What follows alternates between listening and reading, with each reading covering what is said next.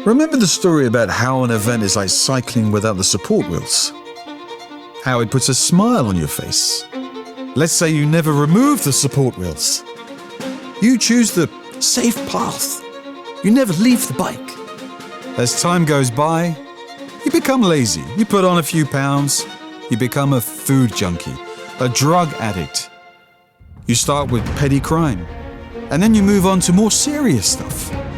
And finally, you become a member of the Albanian mafia, deeply rooted into public procurement and corruption. And then one day, one of the support wheel breaks and you fall to the ground. You're confused, with no sense of meaning or direction, and at the top of Interpol's most wanted list. But there is a way out. Without needing witness protection or a new brand identity, let's have a chat.